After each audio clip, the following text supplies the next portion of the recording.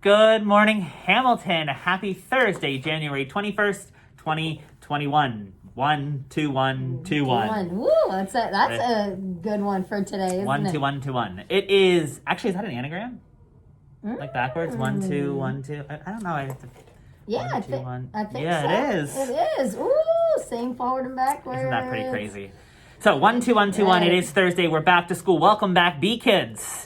It is going to be so great to see you today. And to A kids, be a scholar at home. We know it is hard to get back into the swing of things. We understand. I know in my class we talked about being a scholar on Tuesday, just reminding some expectations. And those expectations do carry back over to home.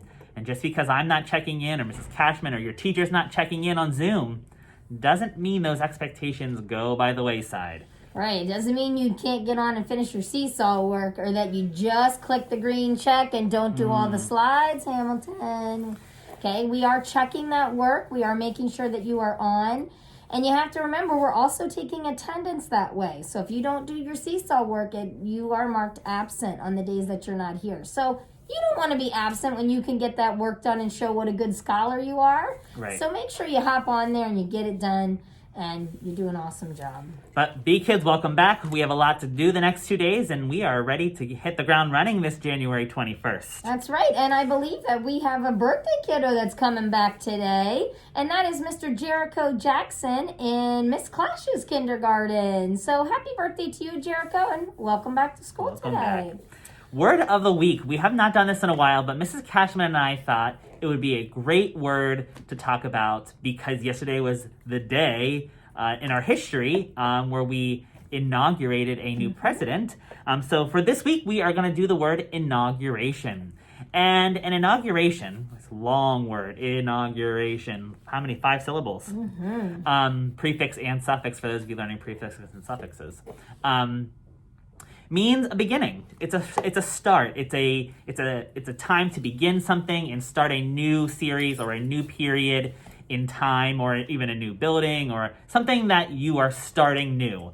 So when we think about history, we inaugurated a new president because for the next 4 years we will be having President Biden as our president. So we were kind of starting a new time in history. That's right. But you can inaugurate buildings. You can inaugurate events.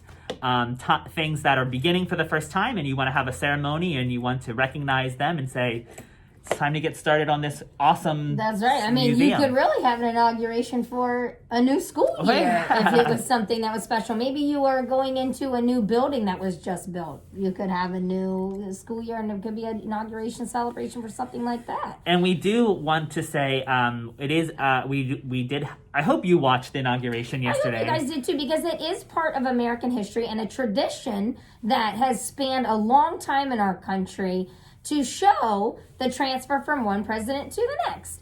And yesterday was a historical day because also Kamala Harris became the first woman to be a vice president.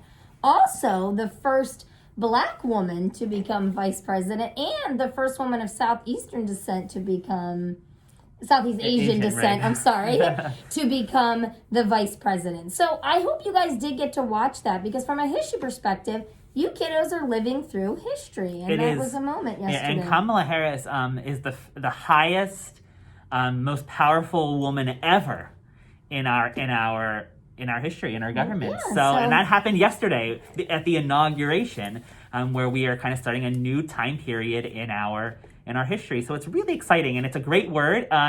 So if you didn't watch the inauguration, we encourage you to watch the inauguration. And we encourage you to think about using that word, think about finding that word, and think about not just in president's inaugurations, but other inaugurations as we go throughout the rest of this year. Yeah, absolutely. And that brings us to a special Star Spangled Banner today as well. Because anybody that knows Mrs. Cashman knows me. I don't know why I said myself in the third person there. Anybody that knows me knows that I am a huge Lady Gaga fan. I even got to go see her in Las Vegas a couple years ago before the whole pandemic existed and everything. So I thought it would be really interesting today. She sang the national anthem at the inauguration yesterday. So I thought maybe you guys might enjoy hearing a different version today. Maybe this is something we could even start, Mr. Slesser. seriously. Different versions of the national anthem. But you will hear Lady Gaga sing the national anthem to you this morning. So I just want to give you a warning.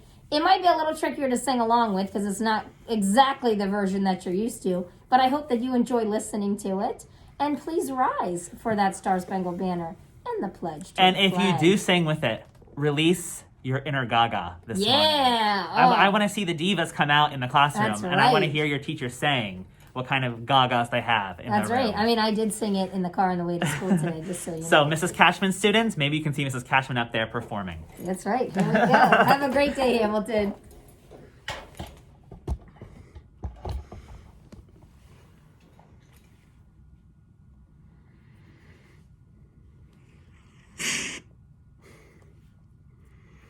Pardon me, technological issues.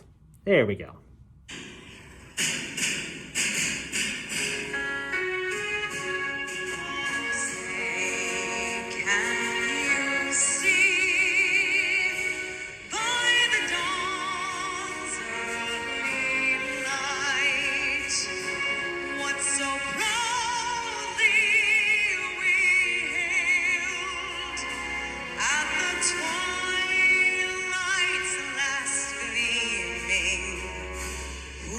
Stripes and bright stars through the perilous fight.